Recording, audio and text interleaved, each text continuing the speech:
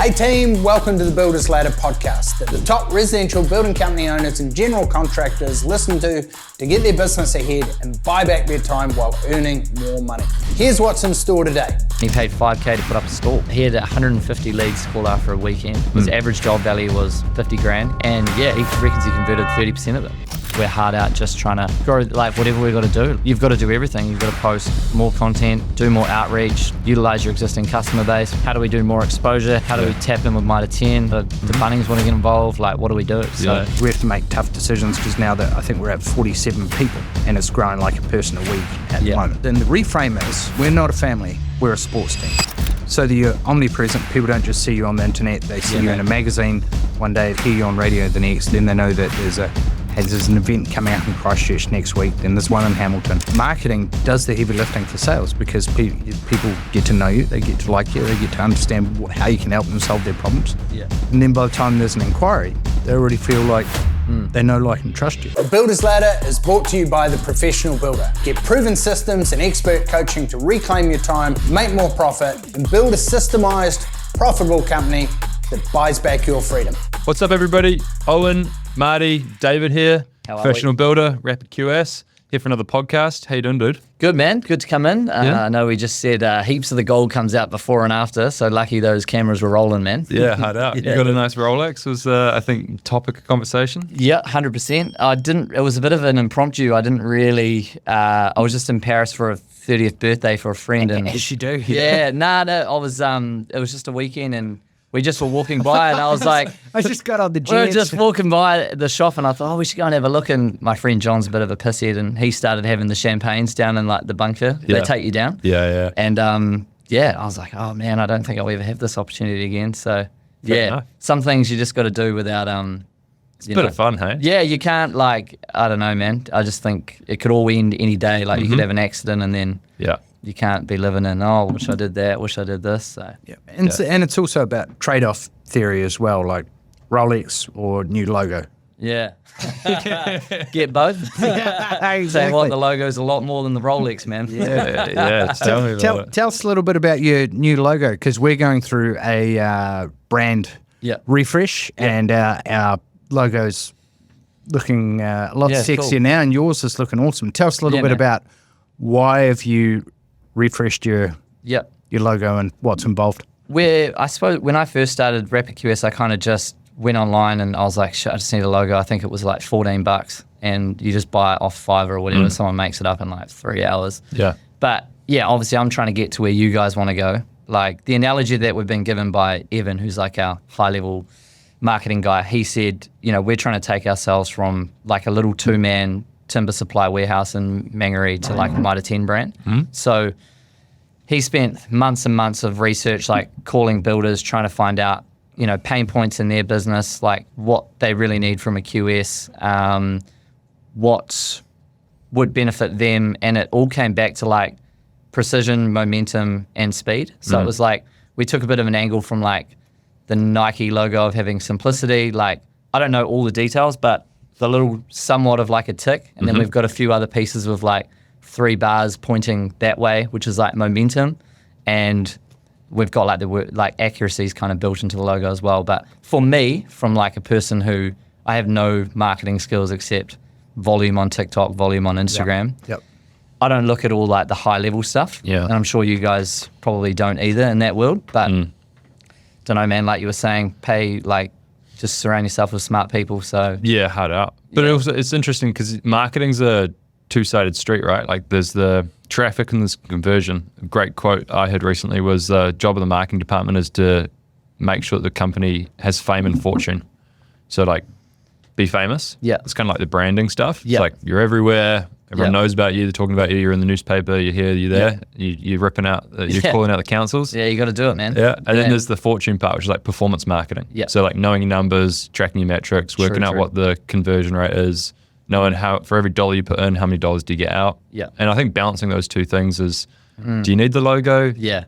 Well, it's kind of like the fame side. That helps to make you really approachable and understood in the market. That's exactly how Evan pointed it to us. He was like, what you're doing is like essentially the day-to-day sales. What I'm doing is like the day-to-day marketing and helping your like long-term growth. So unfortunately, you see, all this money coming out. It's a lot of money and it's a lot of time. And from a like short-term person, which is me, I'm like, fuck, this isn't worth it. Like, what are we doing? But it's probably an ROI that you won't see for 12 months. But, I mean, everything's starting a building company's a risk, starting everything's a risk. So it's like, particularly in business, you're like working in bets, right? You're doing measured bets. Should I put my money here, there, the next place? Like for us, we've just spent the last 2 days at our leadership training with all of our team down at the Park Hyatt. Fucking awesome. Yeah, that's mean. You go hang out hotel. there. Yeah, how much are scrambled eggs down there? $40. Not cheap, but the sauna and the hot pool and the view from the boardroom was good fun. It was awesome hanging out with everybody.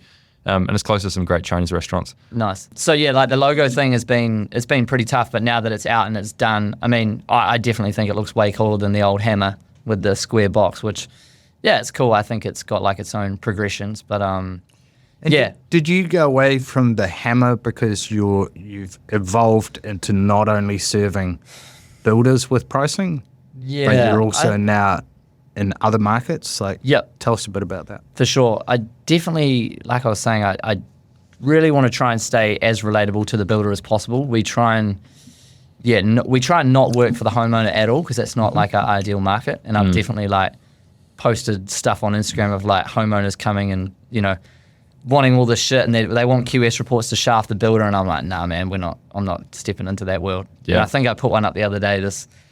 A builder actually messaged us, emailed us, and said this is going to be great for Instagram. But the client wanted a fixed price cap, but on charge up hours. So it pretty much means he can't go over, but if he comes under, he doesn't get that sweet spot margin. I'd like my cake to eat it too. And he wanted it started before Christmas. And I was just like, red flag 1, 2, and 3. And I was like, unless you've got no work on Monday, take it. But, I mean, that's just business, working out who your ideal customer is and serving them, right? Yeah. Like, and at a certain level, like, we've grown our company, and at a certain point, like, we've got great people in our team, and we're no longer of course we're working for our members, but we're actually here to coach and train our team, and our team help our members best, and that's the best thing that we can do now. And I was like, identify your target audience, and you're really there to serve them and make sure that they're getting a great result. It's like, say no to the homeowner. Yes to the builder. It's a great saying. You don't build your business, you build your team. And your team build the business by following the systems. You as the leader putting in place the guardrails, the KPIs, the meetings, the scorecards, so you can ask them, are you winning? And they can go, yes, I am. I'm within 5% of labour hours per stage. Awesome. Bang on, Yeah, I think, from a point of view of staying relatable and looking who our target audience is, like I just talked to Jamie, Mario, and the boys managing the inboxes, and I'm like, whenever anything comes in that's like going to look good for the builder or good information, I'm just like, shoot it through to me, and then clip that shit up and put it out. Like, dude, you're doing such a great job of like being prolific online. I fucking see you everywhere. But I also follow like all of your Instagram accounts. You got like Rapid QS, Oz, NZ, UK, D Baker, UK, and then maybe I don't know something else.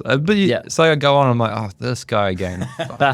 Yeah, man. And you'll probably get I'll get unfollows and shit because people are like, oh, God, this guy's a pain in the ass. But I don't know. I don't find it that hard. I just get up in the morning, do I just get now I'm onto one single shot espresso and a green tea.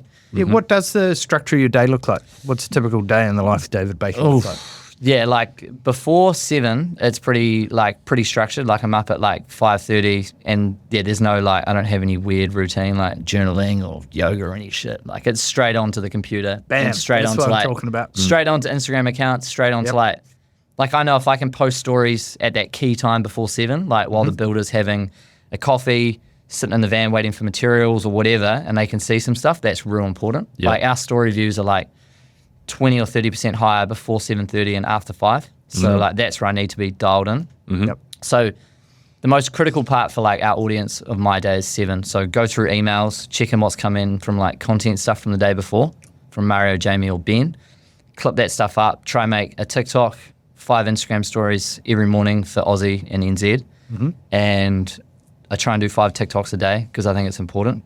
And 5 a day? Yeah, I'm trying to ramp it up. Nice. Yeah. Especially after those last couple have gone viral. We got 2,000 followers in a week. Yeah. And then all your, our average video view is like maybe 1 to 3,000, but like the algorithm's always changing. Yeah. And Paris knows more about that. But I've noticed after we got huge view hits, the views stay really high for a while, which is normal. Nice. So I was like, okay, cool. We need to While the sun shines. While the sun shines, just keep cranking it up. So yeah, anything from like information, storytelling, what I'm up to, and trying to push more on like pain points. So people don't like, social media is all real glamorous, but I'm trying to go more on like talking about problems. So Yeah. Quite often it's just yeah, do more, do more volume, yeah, and get better. And by nature of doing more, you will get better tweak. because you'll have more reps under the bar Yeah, and more totally. feedback of what's working and what's not for sure. working. And most people will like jump between new. yeah, Absolutely. Stay. I think Absolutely. Alex Hormozy was being coached by Grant Cardone, paid $100,000 for a session or something. And he said, well, man, you're everywhere, Grant. And Grant's like, okay, pull up your Insta. yeah. How often have you posted this week? Since like, well, I posted once on Monday, I posted on Tuesday, I posted on Wednesday. And Grant's like, well, look at mine. I posted 12 times today Yeah. Yeah. by cutting out, clips and so forth. So he becomes omnipresent, prolific. And marketing does the heavy lifting for sales because people get to know you, they get to like you, they get to understand how you can help them solve their problems. Yeah. And then by the time there's an inquiry, they already feel like they know, like, and trust you. Yeah, for sure. So my social media is like before 9 o'clock. That's where I'm trying to do all the social media stuff. And then at the moment, like we've got the podcast stuff coming up in Aussie, which is super important. That's like 10 episodes in 2 weeks. So there's a lot of, as you guys know, everyone thinks, oh, it must be easy just sitting on podcasts, blah, blah, blah. Like there's a lot of work that goes into it and it costs a lot of money. But it's like the best ROI for business, I think, personally. So yeah, podcast planning at the moment. I try and price one job a day just to like get some informative content. And if I can like record a sales call or show like email and text follow-ups of like builders and like just talk about, because shit, you can price a $45,000 landscaping job, but shit, you can get days and days of content out of one phone call with a builder on how you priced it, how you totally made changes, what allowances you thought about. Like there's endless stuff there. I get you. Yeah, and then, man, my brain's usually pretty fried by midday. So I try and, that's kind of like my 3 hours off. I'll go gym, tennis, and try and have like a 10-minute nap. And then I feel like you get a whole new day. Do that, and then, usually try and just, it's hard to have a real good structure because there's so much like firefighting in between. And you don't really know what's going to pop up. So, like, I just have like a red flag approach. If there's like a negative email or a negative phone call or someone says you're out by something, like that's like a drop whatever you're doing, sort that out straight away. Try and sort the bullshit out quicker than a response time, Yeah, for sure. Yeah, that's important for us. Lean into challenges, eh? Yeah. Otherwise just get bigger. Yeah, I feel like I kind of love challenges more. Like it's kind of like when you get a negative email, you're like, oh, sweet. Like now you strap your boots up and you're like, cool, man, let's see how we figure this shit out, Yeah. I hear you. So Are you it's fun. married or got kids? Nah, single at the moment, man. That's why I got so much. Ladies out there, if you're single, Dave's ready to mingle. Yeah. Nah, I feel like that's why I got so much energy, but I'm just like, I'm going all in on tennis and business, man. I love it, eh? Love it. It's good so fun. Good. So dude, it's showing as well. Like business is growing. Yep. So what's the team? What's the team look like? So like probably 8 full-time staff and like 8 contractors that are probably like at 70% capacity. So Nice. 14 to like 16 Awesome, at any dude. one time. It's Yeah. cool. And then I know as I asked you guys, it's always like, what's the next strategic play? Like trying to figure that out. So like expansion for us is cool. Like I really want to go and do, more countries. I think the UK we'll look at for March. But once again, I'm just trying to, don't want to overcook myself. Like definitely overcook myself in like third year of building business and backfired massively. So I'm like, do I go there yet or do I need to give another year or do we need to make another strategic hire to help me do that? So trying to take it a little bit easy. But right now just trying to, I believe we're probably only at like 30% cap in NZ and maybe 10% in Aussie. So maybe I think just push hard on that, try to get the numbers up and don't know. We've found the UK hard to service from here as because it's diametrically opposed, right? Like it's 11 hours. Yeah, are you going to behind- stay? Are you going to start your work day at 8 p.m.? Exactly. As our team's grown though, and we've got a lot more US and Canadian team members, it's becoming more possible or easier to help coach and help them grow their businesses as well. Yeah. But at the moment, we're just in New Zealand, Canada, Australia, and the US, and we may have a couple of clients in the UK. Yeah, they fall through the cracks. Yep. As in, we don't market into that area, but they still find us and come on board. I think you really need boots on the ground there to make it work. Yeah. I've like set some targets for stuff, but I like booked my flight 2 nights ago to the UK on 30th of Feb, and I'm like, cool, I've got 4 projects that have to be done by 30th of Feb. That'll be an interesting day. 28th of Feb. I don't think there's 30 days in February. 29th, whatever it is. Yeah, anyway. Point is, 28th, 29th, whatever.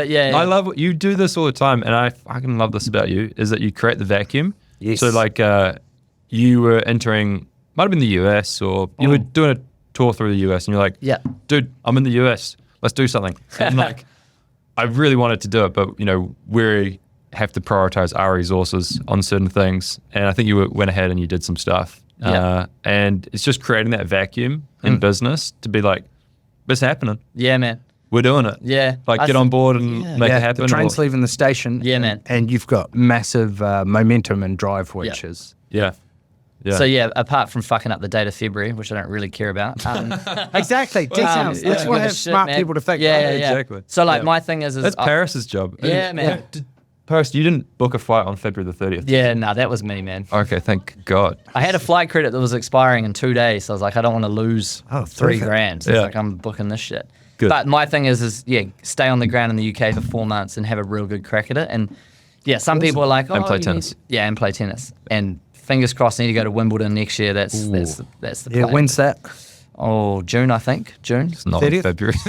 Not in February, maybe way too cold for those grass sport hitters. Yeah, fair play. So everyone was like, oh, I think we need like a UK person, accent, blah, blah, blah. But it's funny how things align, because I had a dude reach out on Instagram and he said, oh, are you in the UK yet? And I was like, oh, looking at it. And he was like, oh, you've priced... We'll be in February. Yeah, he was like, oh, you've priced stuff for me in NZ. And I was like, oh, Northern Project, shout out. And I said, bro, I'll come to yours. I'll sit in your office for a month. Let me do all your tendering, ring all your subbies, ring all your stuff, do all your pricing. And he was like, dude, that'd be epic. So I was like, that for me will be the easiest way to get on the ground. Like if I just have a camera on me the whole time in the office, talking to UK subs, learning the lingo, going out on site visits, I don't even know what to expect, but fuck it, man. Like I'll figure it out. And I just know if I can do a month's worth of like filming and content, I got 6 months of stuff to post. So good. And I'll have it up and running within the king of content. 16 weeks, man. So tell us about the content series you got going. You got 2 that I'm following and I enjoy. Yeah. One is calling out the councils. Yeah, man. And the other is starting a plumbing company. Yeah, man. Which one's more interesting? I'll leave it to you. The plumbing one's like a personal project for my twin brother. So I'm always in constant competition with him. And we'll have a twin? Yeah, I have a twin. No way. But I'm way more of a hustler than him. You identical? Nah. Some say he's better looking, but I'm way funnier. So wow. I'll take that over Have you put that on your Insta polls? Nah, not yet, but that's actually a good content piece. Paris, note that down. That'll be good. He should be the model for our new merch line. So yeah, I want to do that for him purely to like kind of more just test myself, eh? And he's got like, he's a plumber and gas fitter. It's been pretty hard this year in Auckland. He lost like a good contracting gig. So I was like, I want to win the Golden Child Awards in the Baker family. So I'm like, if I can do that for him, surely I've got 5 years of up my sleeve. So that will be pretty fun. And I just want to, we've got a bigger team now. So I'm like, how can I like utilize these people to create more projects for them? And that's kind of satisfying for me. For sure.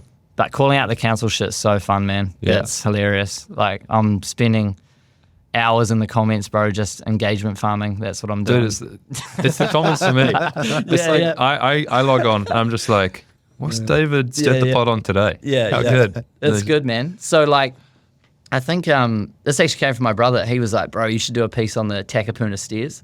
Okay. It was like $260K to replace these stairs. And I was like, bro, I'm not the world's best builder, but I've boxed up some stairs and it doesn't take long. No. And we've got a QS guy who worked for us and he had his own concrete business and all that, so he knows all that shit to the T. Yeah. And I was like, hey man, can you just price up the concrete side, the pump side, and give me like the PNGs for like, Takapuna Beach is going to be some site fencing, hoarding, some little bit of traffic management, which I think is absolute bullshit, and I'll get onto that in a second. But I was like, sweet, we'll price it up, and we came in at like 2 weeks labour, whatever, materials, all that jazz, came in at like 45K. And I was like, even if I'm 50% out, I'm still miles it's not under $250,000. Yeah. Anyway, I did that, and that one went like, I knew that one was going to go viral. So I was like, this is going to be it's on the North Shore. Yeah, on the shore, so they all baby. have an opinion. Yeah. So that one got like 1,500 comments. And this one guy actually commented and said, bro, I was a laborer on that job. And I said, give me your phone. I said, ring me. And he rang me while I was at the gym in Wanganui, and he was saying, bro, you were bang on. I showed my foreman. He loved this. And I don't know who he worked for, but I was like, fuck, we could be onto something here. Yeah. And then Evan, our main guy, he said he was at a cafe the other day and he heard two guys talking about it. And I was like, oof. So I like stayed up late one night and I just typed in, I was just on Google and I was just like, council overrun projects, like costly council projects. I would just type in like Taranaki council, like overrun, cost overrun, anything to do with building. So yeah, just started like, I want to try and do 2 of those a week. And then my friend Sean in Wellington, he runs the At Home Apprentice. He was like, bro, I think you should stop that, bro. You won't get CCC sign-offs on all your spec builds, man. I was like, nah, my mum will be a very rich lady in assets, man. She'll be applying for CCC. So nice. So, dude, business growth's gone great. What are the next milestones for RapidQS? Like just on the rebrand, or the reposition or whatever? Yeah, man, for sure. What's next? It's just like ever evolving. Like I feel like it's real hard to like note down kind of exactly where you want to go. Same with you guys. Yep. Definitely have like a world domination aspect for it. Like I want to get in all the big 4 countries, smoke that stuff. Like, man, podcasts, I want to. What kind of stuff are you smoking? Nah, not any physical stuff. You can drug test me right now, man. I'm clean as a whistle. Favorite professional athlete. Yeah. That would be my dream job, bro. Tennis player would be sick. RapidQS can just sponsor you onto the... Yeah, exactly. That's it, man. Perfect. Yeah. I think we've obviously got like revenue targets we want to hit. I don't know if you want to go into detail on those, but I mean, I've had like 4 or 5 people say, oh, you're only at like 20% of what you could do in NZ and 10% of Aussie. So like we're hard out just trying to grow like whatever we've got to do. Like you've got to do everything. You've got to post more content, do more outreach. Like I've had people say you need to utilize your existing customer base. We've got like 5,000 emails across NZ, about 4,000 in Aussie. So I'm like, how do we go and tap into them? How do we do more exposure? How do we like, how do we tap in with Mitre 10? How do the Bunnings want to get involved? Like, what do we do? So, there's heaps of ways that it can work. It's just like finding the one that you can scale and push harder on until it breaks. Yeah, for sure. Like it was the same for us. So, we've been in business for, Marty's been much longer than me, but we've been doing this professional builder for near enough around to 10 years. Yeah. And, we've gone up, down, side to side in that time. Yeah. And we're crushing it now. But it's like finding the strategy that works best and then just push it. Yeah. Push it. To the max, eh? Whack up to 1,000. Spend more, hire better people, hire someone who's done what you want to achieve in that area. Yeah. And they can shine a light and a pathway on all the potholes going forward. So I think that's one of the biggest things. Like if you're trying to get, like, our goal is to get to 100 mil and we're on track. And the big thing is hiring better and smarter people in each of the areas. Like we've got a head of partnerships and events now because that's one of our core strategies over the next 5 years is an event every city throughout Adelaide, Toowoomba, Dubbo, Wellington, Auckland, Vancouver, Texas, Tacoma, etc. An event a week. Yeah. Basically. So I'm just like, I'm interested and I'm sure other people will be. Do you have an ROI metric behind events? Roughly what you spend, you know what you get? Yeah, absolutely. And everything we do.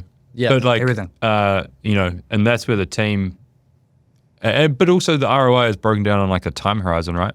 So it's like in the early stages, your ROI needs to be achieved in like 30 days. Yeah. Because of cash flow. Yeah. And once you reach like a escape velocity, that ROI time horizon can be achieved in 6 months. Like getting into events now can work for us. Yeah. Because it's way different to an online business that we've been helping builders with over the last 5 years since COVID sort of thing. Because you got to put down a deposit at the venue for 15 grand. We just did our first one for the Australian Expo. I think it's like 12K for a stall or something. Yeah. Are you Sydney Build Expo? I think it's Sydney, Are you May? Yeah, May. We just had to put down 25% today. Yeah, but awesome. I was talking to Jamie about it, and I was like, I remember when I was building for a guy in Palmy, and he did one, and I still remember he had 150 leads to call after a weekend. His average job value was 50 grand. He was doing like calf sheets and stuff. Sure. And yeah, he reckons he converted 30% of them. And he paid 5K to put up a stall. Yeah. And Phenomenal, paid right? 3 guys' wages for a Saturday. I was like, bro, that's And then build a huge. team to do those. Yeah. For us, we're building a team globally to do those, and we're doing those currently now throughout New Zealand and Australia, and next year throughout the US and Canada. Yeah. So you're omnipresent. People don't just see you on the internet; they see you in a magazine one day, they see you on radio, that hear you on radio the next. Then they know that there's an event coming up in Christchurch next week. Then there's one in Hamilton.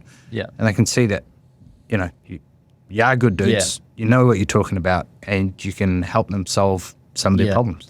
I think that's the one pro and con with the online businesses. I feel like we have all these relationships with all these guys, and you never freaking meet them, mate. Well, we only met today. Yeah, true. We've been like pen pals, pen man. pals, yeah. Yeah, it's sick. Yeah.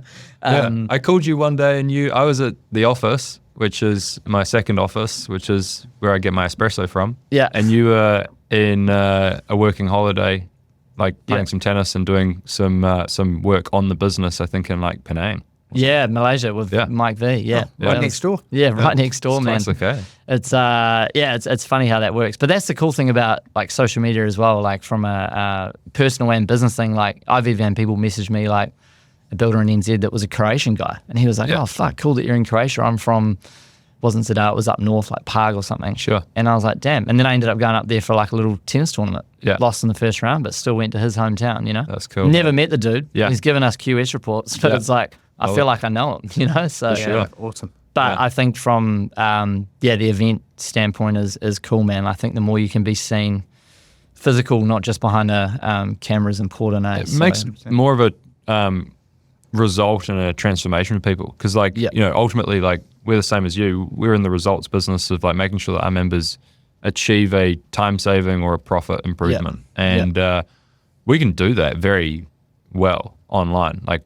Otherwise, we wouldn't be it's here. just numbers for you guys. Exactly, Isn't it? like numbers. we do that already, but doing that and being able to do that in person, kind of like it sticks. Yeah, and people can experience it differently because not everybody learns online. Some like to come in and get their hands dirty and things, true.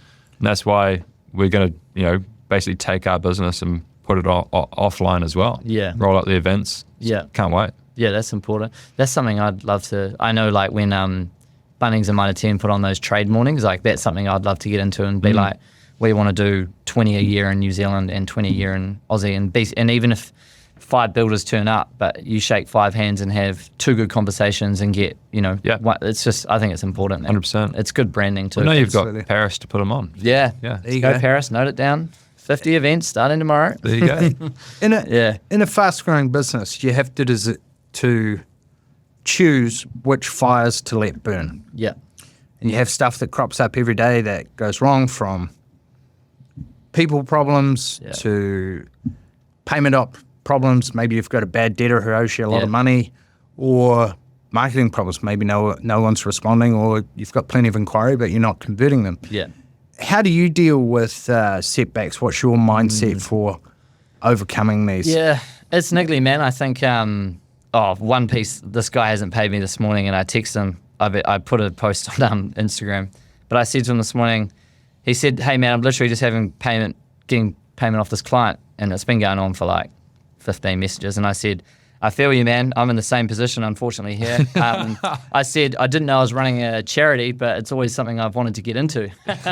And he was like, "I'll try to get it done in 24 hours." So I try and have a laugh with everything if you can, but it's obviously some are more like some challenges are pretty painful, pretty depressing, but it's like, Well, the money one's a tough one because it's the oxygen that keeps the business alive, right? Yeah. So, we can be, it's how firm do you want to be? And how hard do you want to fight that fire? Yeah. The best comment for the cash collection one that we've always enjoyed is like, when can I expect payment? Yeah. Because you're not telling them, "Oh, I need it by tomorrow." Like, well, that's not fucking happening. It's like, when can I expect payment? Then they'll say 24 hours. And now you've got a reason to follow up in 24 hours and go, hey, it's 24 hours, still haven't received it. Send them a screenshot of a timer. Exactly. But they're putting a date on it. Yeah. And your most most important resource as a business owner is your mojo. So it's like, how do you protect yourself from having your mojo fucked up? Yeah. And so a lot of members will outsource their debt recovery and their debt collection and actually put in place, we teach our members a debtor management system and debtor recovery process. Yeah. And part of that is removing yourself from because most builders have a great relationship with the client. Yeah. So when it comes time to collections, if you've got a system, a process, day 1, this happens. Day 2, this email goes out. Day 3, a letter gets sent. Day 4, there's a phone call. Day 5. So we all have that process scripted out. And if you want to do it, fantastic. But a lot of builders get in the shit because they don't want to upset the relationship. Yeah. with the client. One piece there. Is it really a great relationship though if they're not willing to pay? Exactly. Because 100%. Yeah. Are they just? But people will still feel funky about it, right? It's the same reason that people will get to the end of a job and not have invoiced correctly for all the variations. And then there'll be like an outstanding bill for, like 50 G's. Yeah. And they'll be like, fuck, should I? So if you can put in place a process and then hand it off to someone else, whether it's your office manager, your wife, your whoever, one of your team It needs to be the or right even person though, hey? 100%. Yeah, and make sure that you're getting the reports every week. You're getting the reconciliation. Abdicate it. You have to delegate it correctly and then inspect your expectations. But like if you're not good at those conversations, and some people are great at them, and it's a non-issue. Like you're good at it. Yeah, it's fine. You're not bothered. But some will like poke their head in the sand, avoid it, and then it's at some stage though, your business is going to become too big for you to be doing that with the volume of transactions. Yeah. So you need to train and teach and have a system and an SOP for someone. That's true. Yeah. And then you're going to meet with them once a week and go, great, who are our outstanding debtors? Where are they at in each stage of the process? How much do we have outstanding? What's our aged receivable, 30, 60, 90? Yep. And then you can put in place the guardrails to allow the business to go faster by empowering your team to take care of that. That's actually a good point. Jamie, who's real good for this for me, he's trying to change my mind because he always come to me with... Sorry, what position's Jamie in? He runs the Australian business. Oh, yeah, nice. So he's always... And this is something I'm trying to get my head around from like a growth perspective because I'm only good to a certain point. That whenever he comes with a problem, I'm like, bro, all good, I'll sort this out, quick, smart, like piece of piss. But he's like, just imagine in 5 years you won't be able to do that. Yeah. He's like, you can't. So like that PSR. Take over every problem. 100%. It's like PSR. So we teach all of our leadership team and our members, honestly, 131 or PSR. So one problem at a time. Yeah. 3 potential solutions and your 1 recommendation. So if you came to me with a problem, I'd be like, what problem are we solving? Yeah. Awesome. Yeah. Understood. What are your 3 recommendations? Because you're probably closer to the problem than I am. So like, what have you thought about? Yeah. It shows that you've researched it. Come up with. And I want to know your recommendation. And at that point, I can either course correct you in your recommendation and be like, are you retarded? Yeah. Were you dropped as a child? And we can, make sure that you make the right decision. Or I can let you maybe learn yourself. Yeah. Or maybe you've made the right decision. And it's like, awesome. Yeah. And we're trying to understand the person's critical thinking. Do they take everything into context? Can they think of first order principles, second order consequences? Yeah. And then you can course correct and go, hey, did that turn out how you expected? What would you do differently next time? Yeah. That's how you help to grow leaders and capability in every part of your team. When you guys do that, are most builders picking the right solution, do you think? I think problem solving is a skill that everybody can develop over time, and it's like whether or not they get the right feedback. So you might go back to the very beginning of your business journey and all of our business journeys, and we've probably made terrible decisions compared to what we would make today. Yeah. But we managed to compound that scar tissue and get better at decision making. Yeah. So it's like, your role as the business leader is essentially like primary coach. Yeah. Yeah, man, 100%.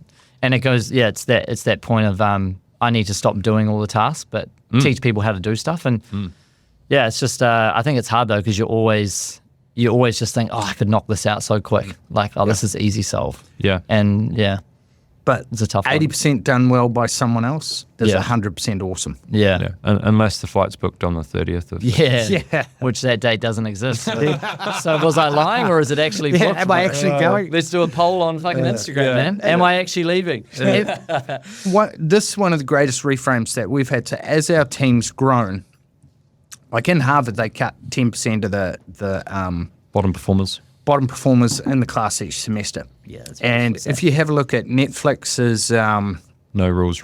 No Rules slide deck, which anyone can get on the net, it's basically their culture of how they've built a world-class team. And talent density is one of the core principles. So A players, if they hire a B plus player, the B plus player is going to hire a B player, and slowly that talent density will get diluted. So you have to maintain and protect at all costs the quality of the team, the talent density. Yeah. And so a great frame that we've used throughout, because we have to make tough decisions, because now that I think we're at 47 people and it's growing like a person a week at the moment. Yeah, that's crazy, yeah. So we have to make tough decisions. And the reframe is, we're not a family. We're a sports team. Yeah, yeah. And some people are good enough to play NPC rugby level. Yeah. Some people are good enough to play Super 12. And some people are good enough to play for the All Blacks. Yeah. But not everyone is. Yeah. And if someone's come into an All Black environment from Super 12, but they don't cut it in the All Black environment, then you need to either put them on the bench in terms of a performance improvement program, or you need to drop them and bring someone else on board. If you do, Vacate that roster spot. Yeah. How do you implement that kind of culture from the very get-go? Like, It's in the job ad to start with. what is it? Is it strictly say this is a says sports exactly team? that. it says exactly that. This is a sports our team? job ads, and this is a framework our members use as well. It's like people that are most successful at XYZ company and earn the most money. Yeah. So everyone gets everyone's Yeah, attention. yeah, Demonstrate these following traits. buzzing. It's like coachable. There's 7 or 8 of them, and the people that dislike it here usually fall into these traps. Yeah. And then we're not a sports team. We're not a family. Yeah. We're a sports team. Yeah, that's and good, we'll eh? hold you to those high standards. We're here to win. Yeah. And then some clear instructions on how to apply. Like send us an email with the subject line Potato. No way. or like use this quote in Yeah. the subject line. Because if they haven't read through the whole thing, True, and true. they're just like apply, then Yeah. you end up sorting hundreds of applications out. Yeah, that's a great culling straight away. Yeah. And then Owen's got a great strategy with a video. Can I ask one quick question? Yeah. What percentage of people follow the instructions? Very few, but Five- it's, probably but honestly, Probably like 35. Okay. you'd be the same. Like, most recent one we hired for a coach, new coach, right? New performance coach. We ended up hiring a guy called Stephen Mallinger. He's absolute weapon. Like won every award under the sun. Yeah. For On master grand builders. designs. Oh, no Yeah. way. Qualified lawyer. Yeah, that's cool. Can't wait. We'll intro you Yeah. when you're in Sydney Build Expo. Yeah. And we ended up with him, but we got hundreds of applications, like legitimately hundreds. Yeah. And then you just go, Criteria. Have they won Master Builders Awards before or awards for quality? Do they have the attributes and the qualifications we're looking for? What type of projects have they been doing? Yeah. How big's their company? Is this person we want to did they put in the subject line? Potato. Potato. Yeah. Yeah. Like, Yeah. can they follow instructions? Yeah, You know, sort of thing. Can you do one, is 30th of Feb a date?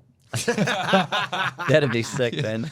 Send them to me, G. I want them. But no, yeah. So it starts way back at the job ad, and then it goes Yeah. through the whole hiring process as well. So we got deep into this beginning of the year because An we amazing needed to. book on this is called Who Yeah. by Jeff Smart. Yeah. So he took there's 5 core steps. So there's recruit, hire, onboard, ramp up their first 90 days. How do they know what's going to be a success? yeah, How do we yeah. educate them? How do we test them? How do That's we a good onboard one, them? eh? How do you know what success looks like? Exactly. Because, like, what are they expected to know Yeah. in 90 days? And then day-to-day management. So everyone has a career plan. Everyone has a one-page scorecard. Everyone has a weekly 20-minute meeting with their manager. yeah. Everyone has a quarterly review. And then you can course correct quickly so they don't get too far off track. And that's the role of the main leader, is like that coaching piece. So like, you're there to provide feedback and course correction. So like 131 and PSR, so same thing, right? Yeah. Same framework, but like, I would say to any leader out there that's struggling with their team, start there Yep. and with daily stand-ups. Yeah. Because then the feedback loop goes from weekly or whatever to like daily. And then there's like a coaching feedback loop every day. Yeah, that's cool. Gets people so much better. Or it helps them opt out of the environment way faster and you're not left with a B player for True. 6 months. I love that. Yeah. B players are the worst. C players, suck. And they know they suck as well. Yeah. Yep. Because like they suck at their job and no one likes to be bad at their job. Yeah, yeah, Right? absolutely. Yeah. Yeah, I love that, creating that culture of a sports team. I think that's super. Do most builders take that on? Like the most, yeah. They're Yeah. all about that? Yeah. You know, 100%. some are all weapons at it. Like I really admire Sentinel Holmes. Nate Alley. Nate Hamilton. Alley. Yeah. Hamilton, yeah. Yeah. He's awesome at this. Yeah. Like demonstrates leadership qualities. He's been on our podcast. He's a past member. That's Absolute cool. gun. And Yeah. he does this really well. Yeah. Yeah.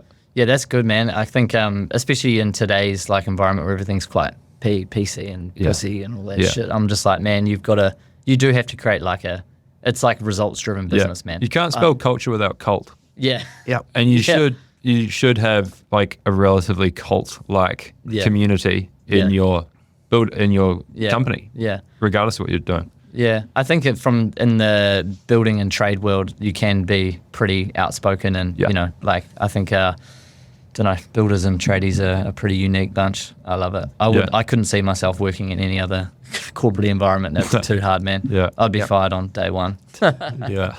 So good. Yeah. Nice. So when's the next tennis tournament? Well, so we've recently sponsored a tennis athlete, a guy called Ajit Rai. He's Cool. He's up in Cairns at the moment, so I'm heading to Cairns this afternoon. He's playing for like a 25K tournament challenger event. Yeah. So the main thing with him is I learned this off Matt Alexander at Plumbuilt. They're like real big on the league and they sponsor, and it's real cool. And they get like guest speakers in and do all this stuff. And he's got a huge company, which is awesome. So I'll go up and see him, and it's real good. Like it's personal interest of mine, but I also tennis has really helped me just like the business stuff, like always just focusing on little improvements, like getting 1% better across the board on little things. So I'll go and do some hitting with those guys. They'll absolutely smoke me. It'll be like left-handed tennis for them, but it'll be good for me. Nice. And then, in Aussie for 2 weeks for podcasts and then back. And then I've just had 2 tournaments. I'm at 50% win rate at the moment, so better than 49. Loves a small sample size. Yeah. But honestly, first weekend was like, 2 out of 4. Last weekend was 1 out of 1 out of 2. So, it'll be every weekend until Feb 30th. Awesome. I love that. Happy days. Yeah. But it's good. So, heaps in the pipeline. But, enjoying it, man. Enjoying being busy, Yeah. I get anxiety if I don't have heaps on. I hear. I think you've got to be busy all the time. Yeah. So, yeah. So good. Yeah, I love seeing your progress, bro. Appreciate it. Every time we catch up, you're just growing in all areas. I love it. Yeah. Thank you, Appreciate man. you, bro. Much appreciated. Well done, brother. Good to see you guys. Well done. Legends. Cheers, man. Want to go more in depth on today's topic and buy back more time whilst earning more money? Get a free business health audit and plenty of free resources over on our website, theprofessionalbuilder.com.